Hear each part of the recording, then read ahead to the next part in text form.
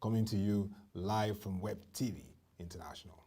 And today we'll be looking at developments in the capital market and financial market as it relates to the economy. Well, our coverage today is on the unlisted securities. And so let's give you the lineup of what we have from that space. We're looking at the NSD PLC week-on-week performance review. That's for last week, review the week performance. We'll also be looking at the appointment of Mr. Kyari Booker as a board member of the NSD PLC. Also, we'll look at the recent NSD virtual webinar that talked about technology and how it's going to impact the markets as we continue to look at the COVID-19 pandemic issues. And also, we'll take a look at the NSD capitalization from January to July, courtesy of ProShare Nigeria's research published reports on the Nigeria Capital Market Service report. That's where you get all the analysis on capitalization of exchanges in Nigeria. So let's begin with the week-on-week review. First, the impact of technology, the overview of the economy. Now, for the week-on-week review, the economic review from the previous week was that the Nigerian agricultural sector, which is a key component in the country's drive for economic diversification over the past 3 years, this sector has been growing consistently at about an average of 2.6%. As at the first quarter of 2020, the NSD noted that agriculture has accounted for about 22% of the Nigerian gross domestic product, compared to oil and gas, 9.5%, manufacturing 9.7%, financial services 3.8%, and trade 16.1%. Furthermore, it noted that the agricultural sector remains the largest employer of labor in the country, providing jobs for more than 1/3 of the Nigerian labor force. Recently, the sector was badly hit by the coronavirus, bringing about a lot of challenges to the sector. Now, with COVID-19, the challenges of hampering the attainment of food security in the country could deepen.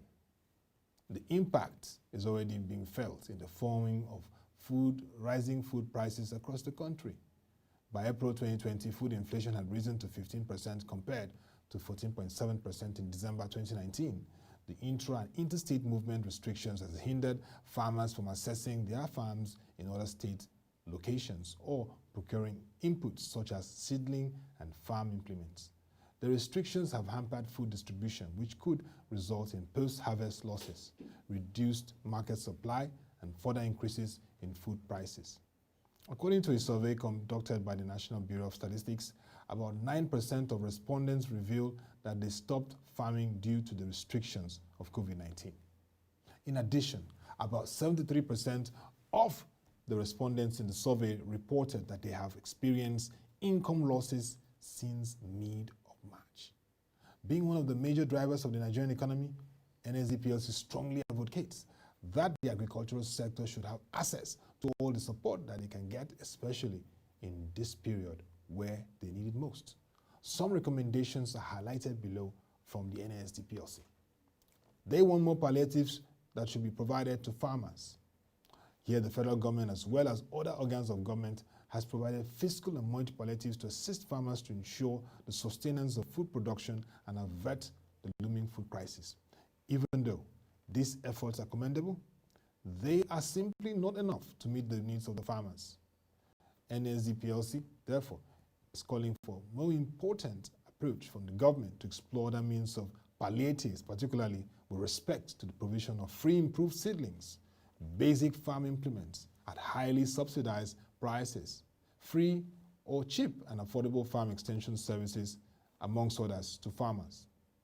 In terms of budget allocation to agribusiness, NSD PLC is advocating for an increase in that level at the national and subnational levels.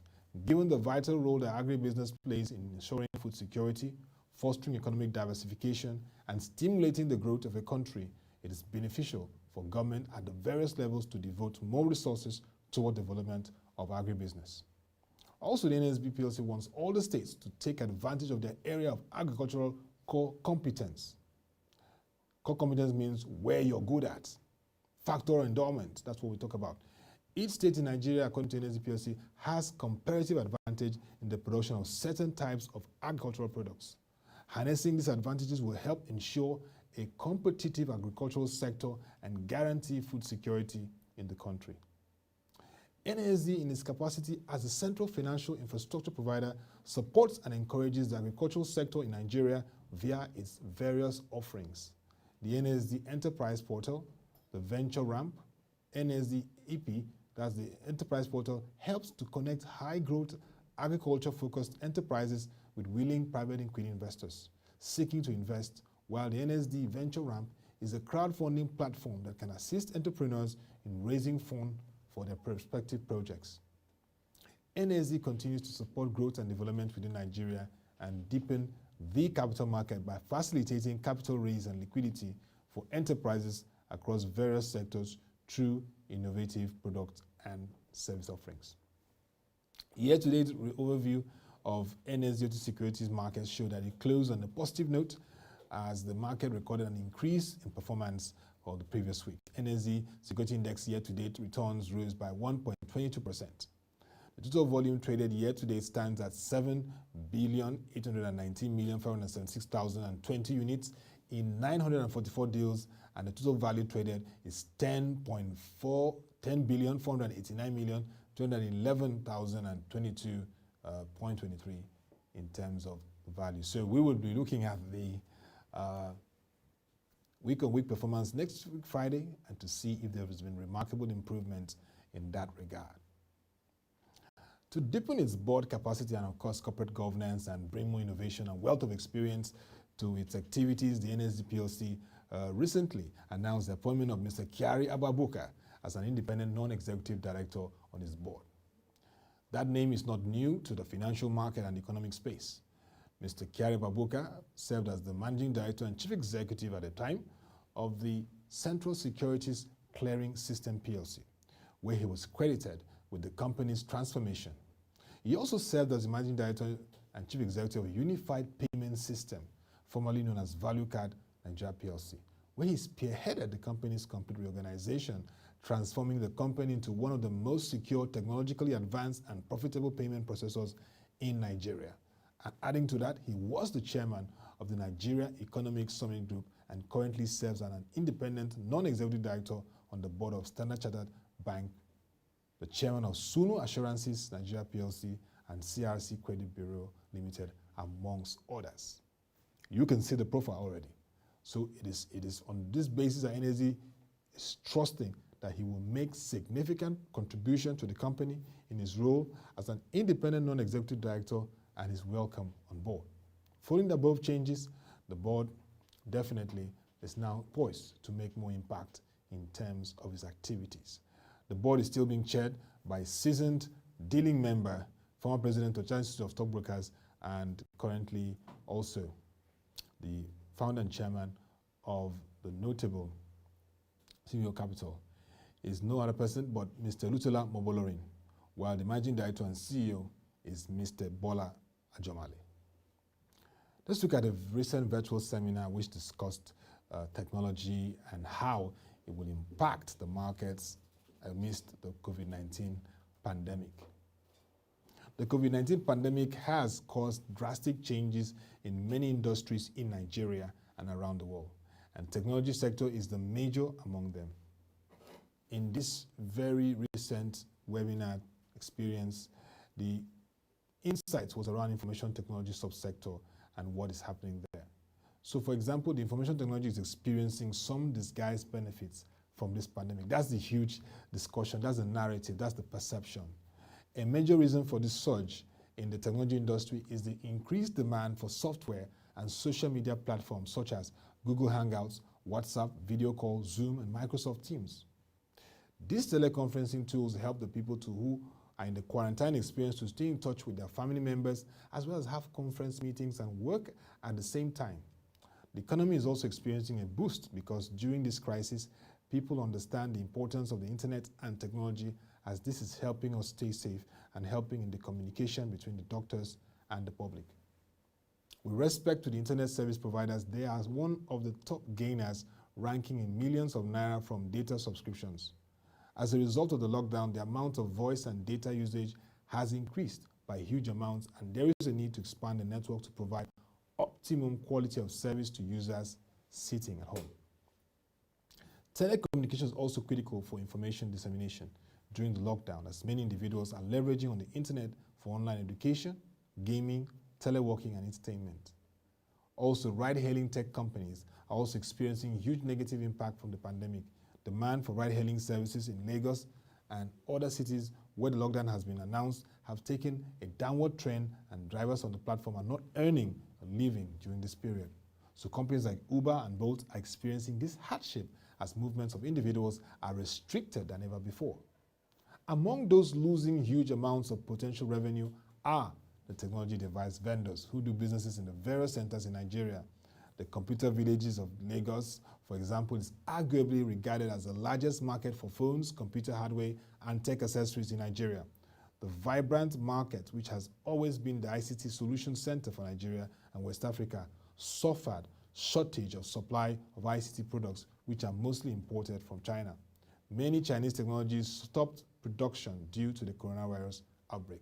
However, this is changing as many of the technology companies are already reopening, as they are now seeing an increase in demand coming from enterprises who are placing orders for laptops, mobility devices, and other remote working technologies to support employees now working from home. So in conclusion, technology has one of the most important roles to play in enabling the ability to meet challenges presented by the pandemic and to be better prepared for whatever comes next. So COVID-19 will reshape tech priorities for corporations and governments, including greater investment in telehealth, cloud infrastructure, and contactless digital alternatives to touch interfaces. So think about it. For me, a contactless engagement, technology doing a lot. But for me, my take is that cybersecurity is very important. So we must take cybersecurity investments very critical. I mean, companies are now having webinars on it, and it's very, very critical, because when you have cybersecurity, it helps to address the issues of digital fraud. And that's one of the biggest schemes, whether it's a Ponzi scheme, whether it's hackers, whether it's those that want to get your account details and all that, use that to rob you of your hard-earned money. I mean, we need to really ensure that we invest more in cybersecurity, and it's a national concern. No wonder we see from the international community, countries are doing a lot to ensure that they shore up the cybersecurity space and continue to secure their assets and their properties from any form of hack. But like they say, investment in technology is key, but it must be integrated with cybersecurity. So that's one area that we'd like to hear more in terms of the market infrastructure, in terms of how this will be carried out, particularly in the NASD. ProShare, Nigeria's leading financial information hub, has now raised its tradition of producing its monthly capital market service report. It's called the Nigeria Capital Market Service Report. There we give insights into the market activities and also give you a snapshot of the market capitalization. And we want to give you from January to July the analysis of the NASD capitalization, the trends and what we've seen. It's really nice to bring that to fore, to just show you that, yes, this is how the trend has been, and continuing to keep pace with how it has evolved. So far, the NSD is the third end, because the major exchanges captured are the Nigeria Stock Exchange, the FMDQ Securities Debt Markets, and of course the NSD. The NSD has always been the third in the layer, sometimes covering 1 to 1.5% of the entire market, which gives room for more activities that it can deploy and engage in to really deepen its space and activity in the market. So we just want to give you some insight into its capitalization since January. For January, according to the report, it had a 502.29 billion capitalization. That was what happened for NSD in the month of January 2020. In February, that was prior to when the pandemic really broke out, it was 503.5 billion naira. In March, the capitalization, when the pandemic now really hits, started its hit, was 508.8 billion naira. And by April, when the lockdown and the whole issues of remote working experience was triggered and fully entrenched, its capitalization was 514.7 billion naira. As at May, where we still continued the gradual review of the lockdown, it was 508 billion naira. And by June, when the easing of lockdown was beginning to take effect, it was 525.6 billion naira.